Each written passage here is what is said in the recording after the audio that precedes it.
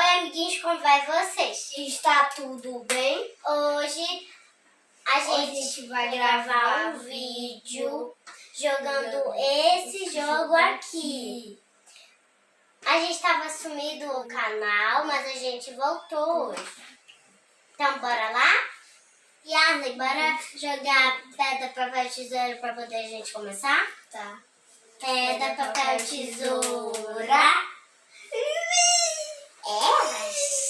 Pense. Então, amiguinhos, eu vou começar. Vamos lá? Então, amiguinhos, já tô aqui jogando. É 2 vezes, 2 chances para cada um. Aí, quem chegar mais longe ganha. Quem não chegar, não vai ganhar. São 2 chances. Já tô indo, tô jogando. Tá pegando moeda. Tá. Rola. Trem. Trem. Trem. Trem.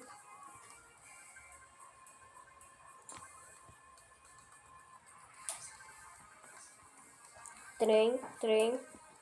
Trem. Muitos trem aqui anda. Não dá pra saber. De novo. Tá. Peguei a mochila jato colorida. Ela chama ela de mochila jato colorida porque ela lança uma fumaça colorida.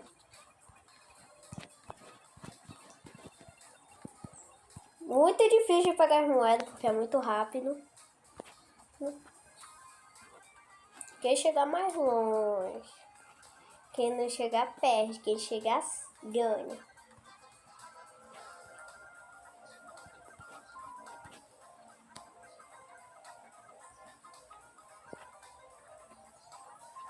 Um trem. Tá. Tô bem rápido. Cada vez mais de ponto. Perdi, galerinha. Então, vou de novo, amiguinhos. Vou começar desde o início. Eu tô correndo de um cachorro e de um policial. E aonde aparecem os pontos é ali em cima. Pra saber que onde foi. Se bater a meta. Tá.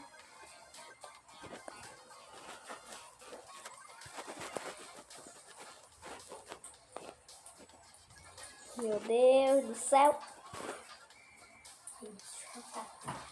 Eu perdi, galerinha. Agora é a vez da minha prima. Eu já joguei 2 vezes. A minha pontuação foi 25 mil pontos. Isso é muito. Agora é a vez da minha prima. Então, agora é minha vez. Vamos lá, amiguinhas. Eu já escolhi a minha bonequinha e vamos ver se eu vou conseguir ganhar do Yarley. Bora lá. Agora eu vou começar aqui. Começando. Tá. Trem. É pra lá. Trem. Pra cá, gente. Eu ainda não bati. O policial ainda não me pegou. Eu tô pulando. Tô ganhando um pouquinho de moeda. Como o Yarley falou, ali em cima é onde tem os pontos que a gente ganha.